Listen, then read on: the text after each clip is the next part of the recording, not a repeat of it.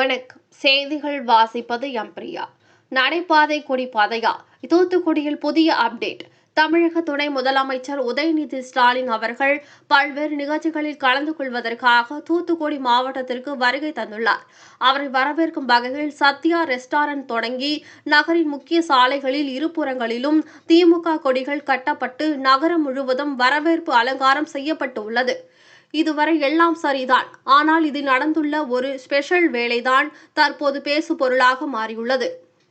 மாநகராட்சி அலுவலகம் முதல் குருஸ் பர்னாந்து சிலை வரை பொதுமக்கள் நடந்து செல்ல பல கோடி ரூபாய் மதிப்பில் மாநகராட்சி சார்பில் பேவர் பிளாக் கற்கள் பதிக்கப்பட்டு நடைபாதை அமைக்கப்பட்டது.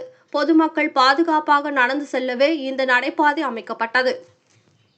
அதனால் தற்போது அந்த நடைபாதை கற்கள் மிஷின் மூலம் உடைக்கப்பட்டு அதற்குள் இரும்பு ராடுகள் பதிக்கப்பட்டு அதன் உள்ளே பைப் பொருத்தி அதில் திமுக கொடிகள் கட்டப்பட்டுள்ளது.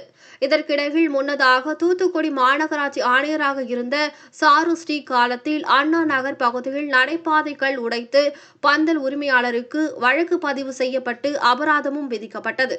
அதேபோல் ஈவி ரோட்டில் ஒரு ஓட்டல் உரிமையாளர் நடைபாதை கல்லை உடைத்து பைப் லைன் பதிப்பதற்காக அந்த ஓட்டலுக்கு மாநகராட்சி நிர்வாகம் சீல் வைத்து 1 லட்சம் ரூபாய் அபராதமும் விதிக்கப்பட்டது.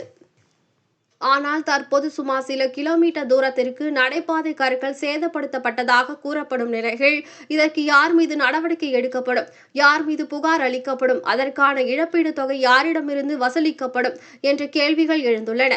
சட்டம் என்பது எல்லோருக்கும் ஒன்றுதான் என்பதை மாநகராட்சி நிர்வாகம் நிரூபித்து உடனடியாக நடவடிக்கை எடுக்க வேண்டும் என்பதே சமூக ஆர்வலர்களின் கோரிக்கையாக உள்ளது.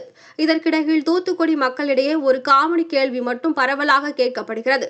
நடைபாதை மக்கள் நடக்கத்தானா இல்லை கொடி நிற்கத்தானா?